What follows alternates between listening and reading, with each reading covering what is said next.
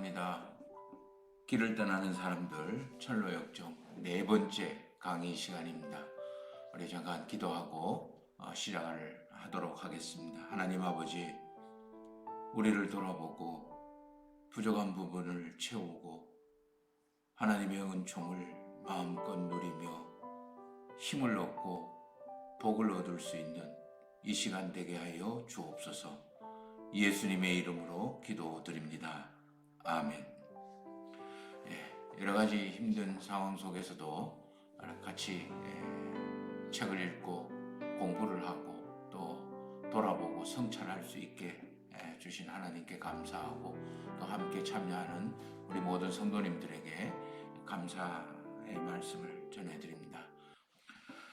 길을 떠나는 사람들, 우리 꼭 기억해야 될 부분들 우리 생각을 해보시기를 바랍니다. 이거는 늘 잊어버리시면 안 됩니다. 바로 철로역전을 공부하고 그리고 생각하고 묵상하는 것은 자기 성찰에 있습니다. 자기 성찰이라는 것은 내 믿음의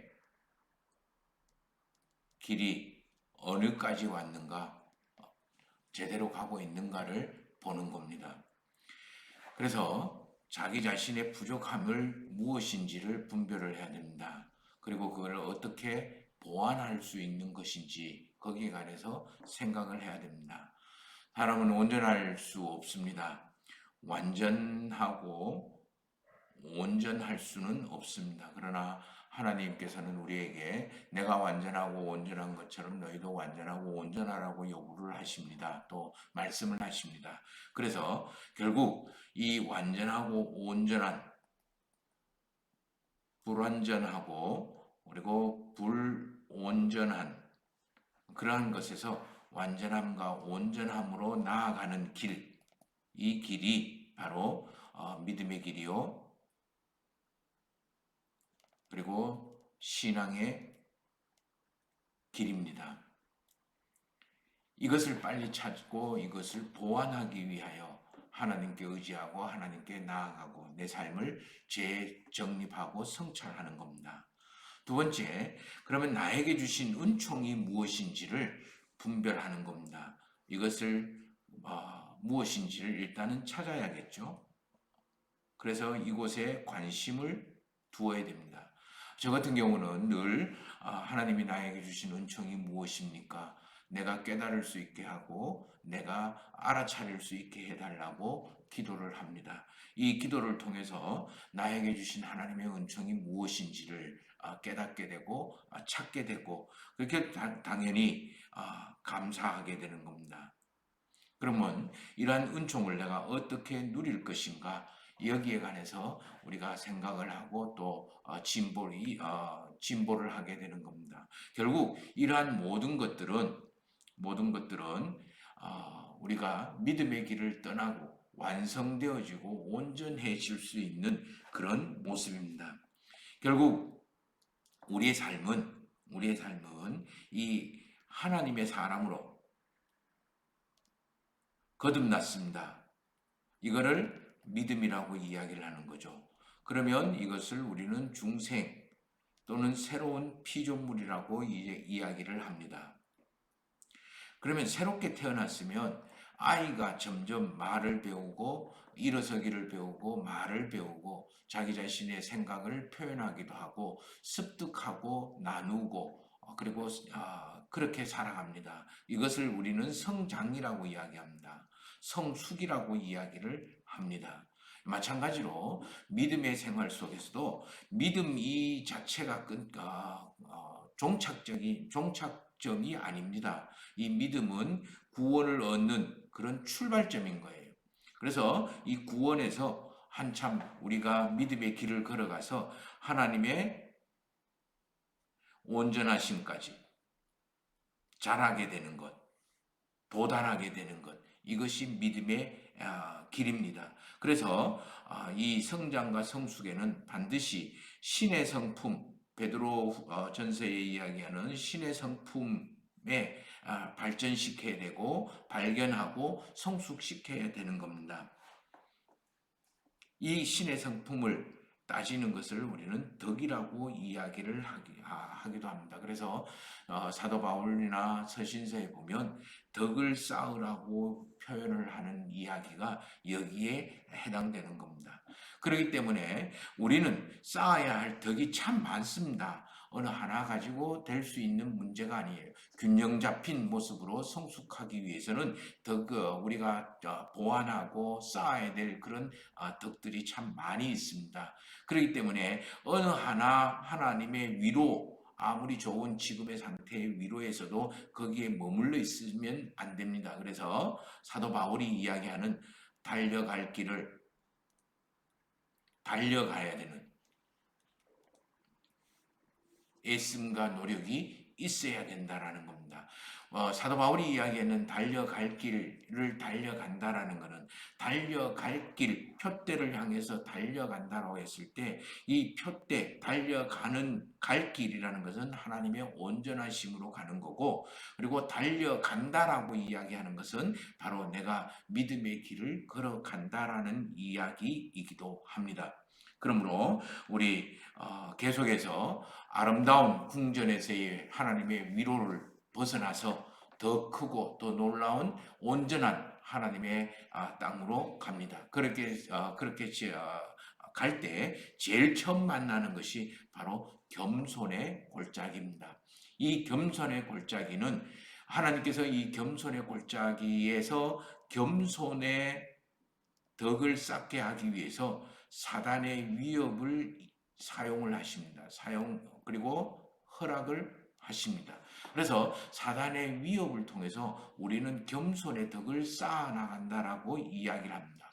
그래서 믿음의 길에서 가장 중요한 덕목이 바로 이 겸손입니다. 그래서 예수님도 수고하고 무거운 짐진 자들아 나에게 와서 배우라, 나에게 오라, 내가 쉽고 가볍게 하리라 라고 이야기합니다. 그래서 나는 겸손하고 그리고 온유하다라고 이야기를 합니다. 이 겸손은 하나님에 대한 태도요, 덕목이라고 이야기를 할 수 있고, 온유는 바로 다른 사람에 대해서 부드럽고 온화한 모습의 태도와 자세라고 할 수가 있습니다. 그러므로 이 사단의 위협은 나를 겸손함으로 만드는 그런 골짜기라고 이야기를 할 수가 있습니다. 이 사단의 골짜기, 이 겸손의 골짜기에서 우리는 첫 번째 만나는 게 두려움과 불안입니다. 내가 이 길을 걸어갔을 때 제대로 걸어가고 있는지, 내가 이 길을 걸어갔을 때 내가 세상과는 등지거나 세상의 왕따가 되는 것이 아닌가, 뭐 이런 두려움과 불안함이 우리에게 찾아오게 됩니다. 이 두려움과 불안의 신앙생활에 두려움과 불안이라는 것이 찾아올 때 그 근거는 바로 이 사단, 아볼루온이라고 이야기하는, 우리 철로 역정에서는 아볼루온이라고 이야기하는데 그냥 통상적으로 사단이라고 생각을 하시면 되겠습니다. 그냥 나에게 주어지는 두려움과 불안이 아니라 이 사단이 나에게 두려움과 불안을 주는 거고, 이 두려움과 불안을 잘 이겼을 때 우리는 겸손의 덕을 우리가 훈련하게 되는 겁니다. 이기는 과정이 바로 겸손의 덕을 훈련하는 과정이라고 생각을 하시면 됩니다. 이 사단이 하는 일은 자기가 주인인 것을 주장을 합니다. 이게 굉장히 중요합니다. 이것은 조금 이따 다시 설명을 하겠습니다. 그리고 항상 내 죄에 대해서 참소를 합니다. 그래서 사단은 거짓의 압이라고 이야기를 하고, 그래서 늘 부풀립니다. 과장을 하게 만듭니다. 그리고 참소하는 자, 참소한다라는 말은 다른 말로 이야기하면 고발자라는 이야기입니다. 내 안에서 끊임없이 내 죄로 인하여 죄로 인하여 내가 은혜를 받을 자격이 없다. 또는 내가 이렇게 하나님을 믿고 예수 그리스도를 믿는다고 그러면서 이렇게 형편없는 그 죄를 짓는 형편없는 인간인가, 형편없는 생활인가 수치를 느끼게 하고, 그리고 끊임없이 나는 더 이상 어떻게 할 수 없다라는 이 죄책감들을 갖게 하는 겁니다. 이렇게 사단은 우리에게 죄를 참소해서 두려움과 불안, 그리고 내가 이렇게 살아갔을 때 과연 하나님이 나를 보호하시고 복을 주시고 생명을 주실까라는 그런 두려움, 이러다가 이렇게 살다가 내가 망하지 않는가, 이렇게 살다가 내가 세상에서 왕따가 되어지지 않는가, 이런 생각들을 하면서 두려움과 불안을 우리에게 조성을 하는 거예요. 근데 이런 것들은 우리가 이길 수 있는 유일한 방법은 바로 하나님의 왕되심을 늘 선포하는 거예요. 하나님의 왕되심을 선포한다는 것은 내 죄를 그냥 인정하는 겁니다. 인정을 할 때부터 나는 원래 그런 사람이었어. 나는 원래 이렇게 죄 지을 수 있는 사람이었고, 그래서 나는 이러이러한 죄를 지었다 라고 솔직하게 인정하는 겁니다. 내 스스로 인정하고 하나님께 인정을 하는 겁니다. 그러면 당연히 하나님의 구원에 대한 간구와 그리고 의탁, 이거를 믿음이라고 이야기를 합니다.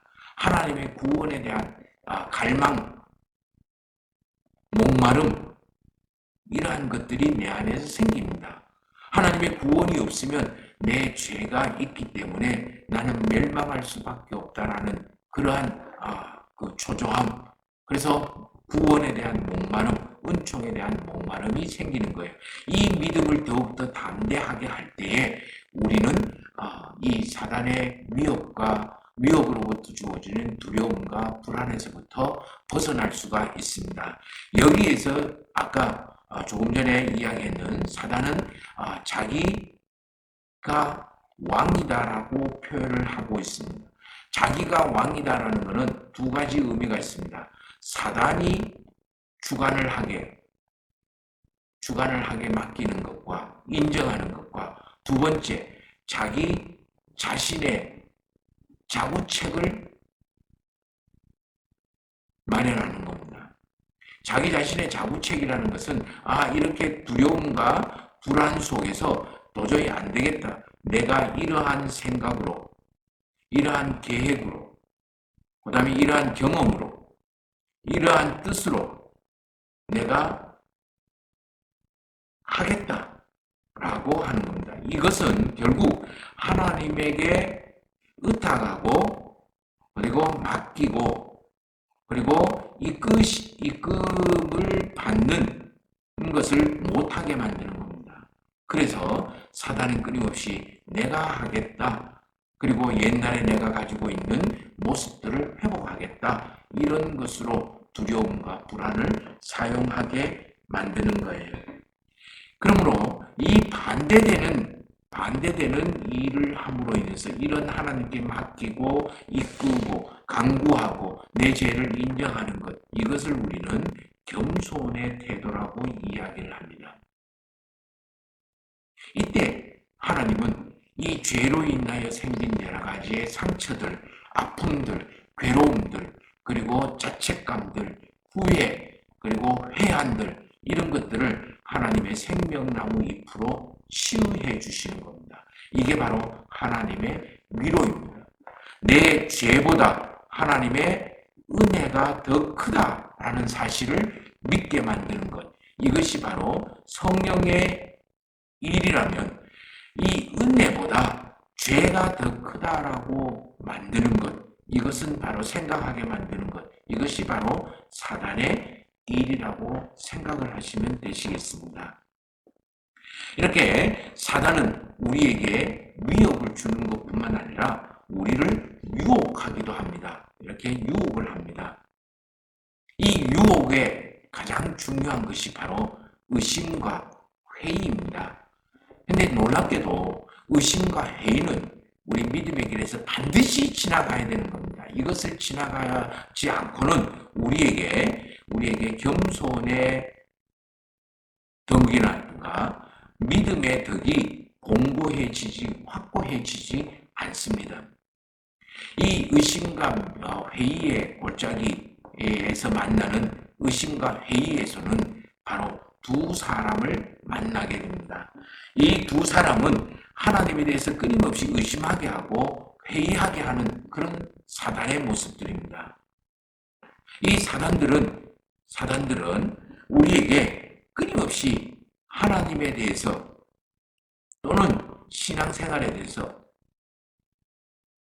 또는 신앙생활 장소, 즉 가정이나 또는 개인적인 장소나 아니면 교회에 대해서 또는 신앙의 동역자에 대해서 끊임없이 악평을 하는 사람들입니다. 또는 불평하고 불만을 갖게 만드는 불만의 씨앗을 만듭니다. 그러기 위해서는 끊임없이 단점, 모자람을 보게 만들고 알게 만듭니다. 조금 전에 우리가 위협을 할 때에 단점과 모자람은 누가 하는 거라고요? 사단이 하는 일이라고 이야기를 했습니다. 예를 들면 출애굽을 할 때 모세에 대해서 끊임없이 애굽으로 돌아가자고 이야기하면서 부족하고 모자라는 것을 불평하고 그리고 원망하고 그리고 비난하면서 하나님께 의심하고 회의했던 그런 사람들의 이야기입니다.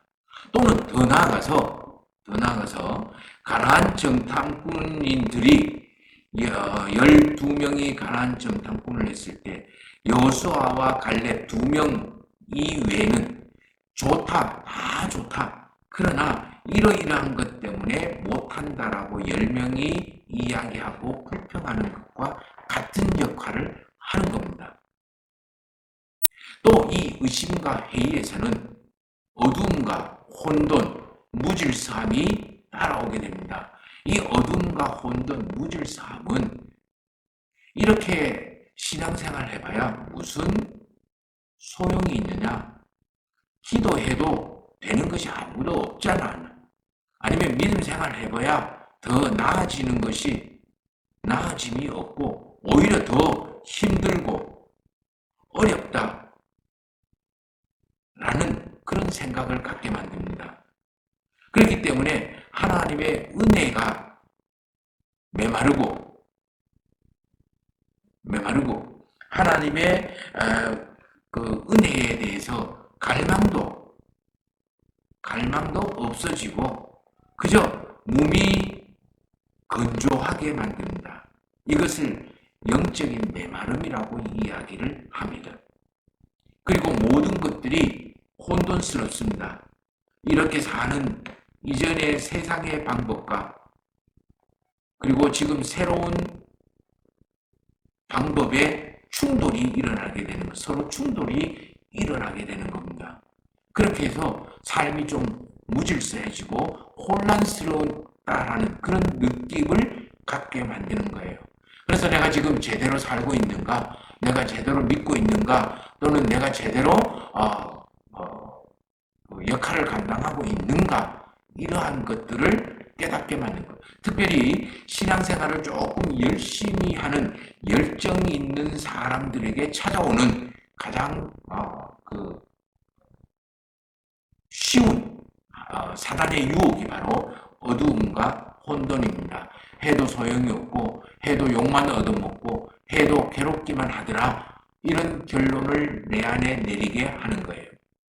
그러면 당연히 양옆에 있는 수렁과 도랑에 빠지게 되는 겁니다. 그래서 믿음의 길을 포기하고 옛날로 돌아가게 만들고 옛 생활로 돌아가게 만드는 유혹을 받게 만들고 그 수렁과 도랑에 자칫하면 빠지게 되는 거예요.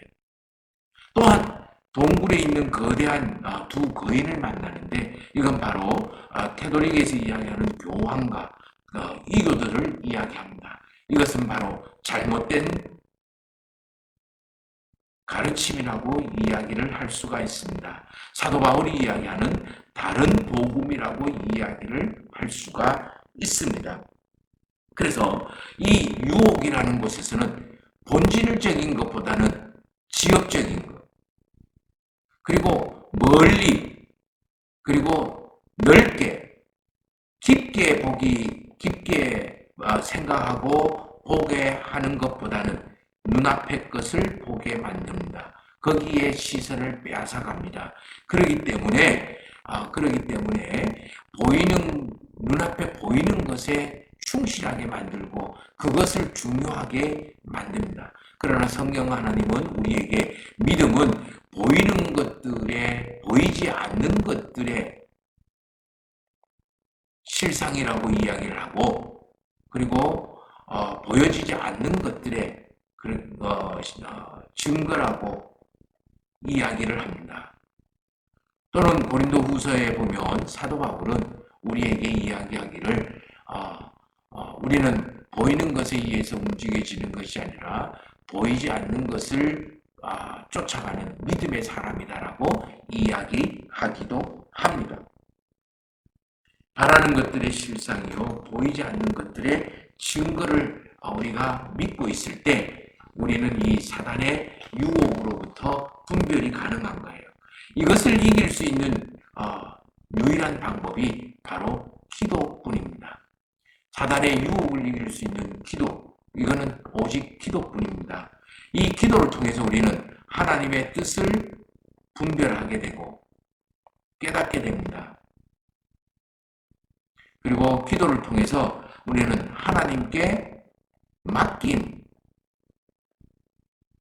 맡기는 것을 훈련하게 되고 배우게 됩니다. 또 이 기도를 통해서 하나님의 방법을 찾게 만듭니다. 그래서 이 기도를 통해서 우리는 믿음이 강화되는 거예요. 믿음이 강화되는 것을 느끼게 되는 겁니다. 믿음이 강화된다는 것은 하나님에 대해서 더욱 분명해지는 겁니다. 기억나십니까? 이제 비둘기처럼 순결해지고 뱀처럼 지혜로워지는 그런 놀라운 성장과 성숙을 우리가 깨닫게 될 겁니다. 이때 하나님이 우리에게 주는 위로가 있는데 이건 바로 믿음의 동행자입니다. 동력자입니다.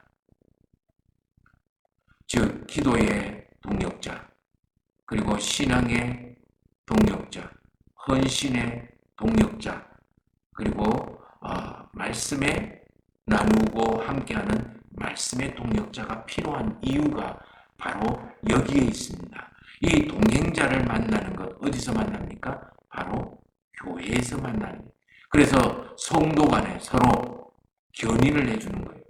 사람은 누구나 힘 빠질 때도 있고 어려울 때도 있고 사단의 위협과 유혹에 노출될 때가 있습니다. 그때마다 우리 교회의 동력자가 이런 사람들을 기도로 함께 그리고 헌신으로 말씀으로 함께 참여함으로 믿음의 길을 견인해 나가게 되는 겁니다.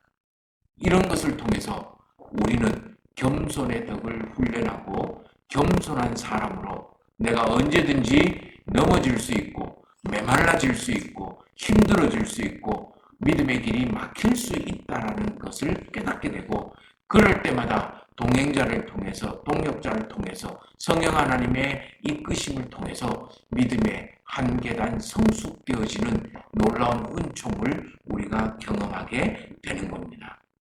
오늘 우리 믿음의 길에서 만나는 사단의 위협과 유혹에 대해서 공부를 했습니다. 다음 시간에는 우리 믿음의 길에서 꼭 필요한 것이 무엇일까? 그리고 믿음의 길에서 우리가 분별하면서 멀리하고 그리고 지나가야 되고 그리고 가까이 하면 안 되는 제거해야 되는 것들이 무엇일까? 경계해야 되는 것들이 무엇일까? 여기에 관해서 우리가 공부를 할 겁니다.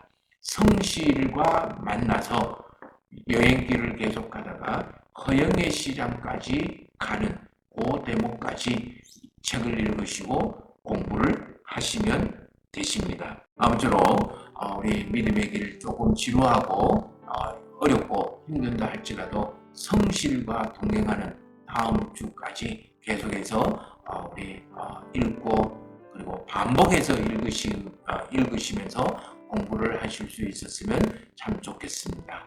우리 철로역정 제 4번째 강의를 모두 마치겠습니다. 다음 우리 성실과 동행하면서 허영의 시장에까지 가는 그 놀라운 길을 다시 한번 공부를 하도록 하겠습니다. 수고하셨습니다. 기도드리겠습니다.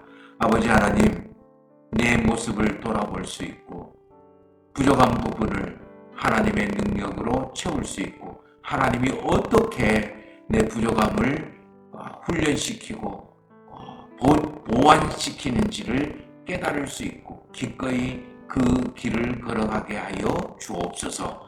예수님의 이름으로 기도드립니다. 아멘.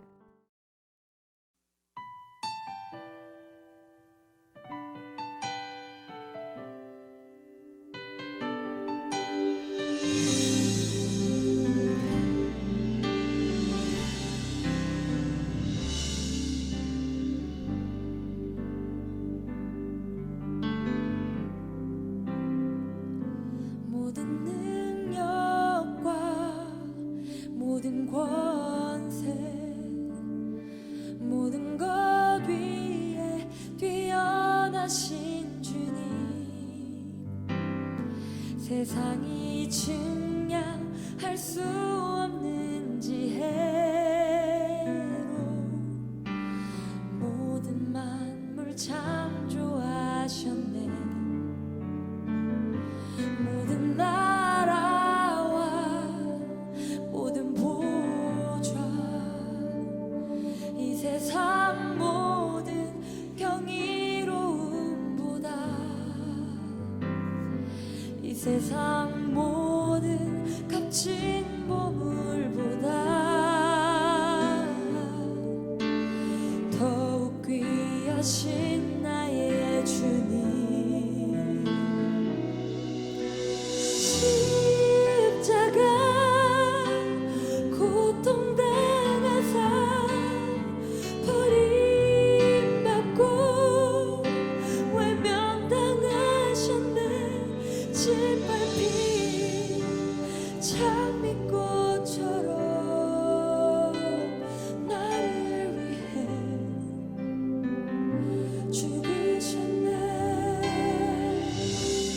나의 주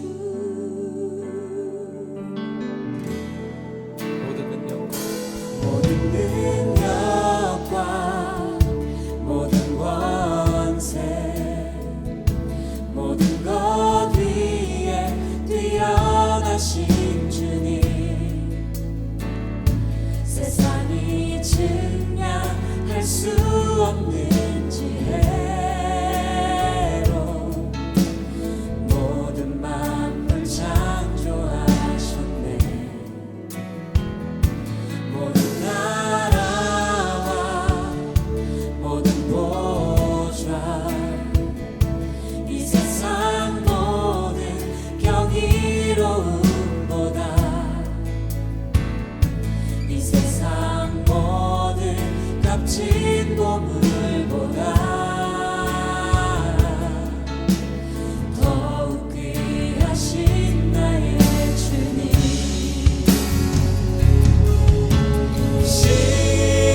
십자가 고통당하사 버림받고 외면당하셨네. 짓밟힌 장미꽃처럼 나를 위해 죽으셨네. 나의 주 십자가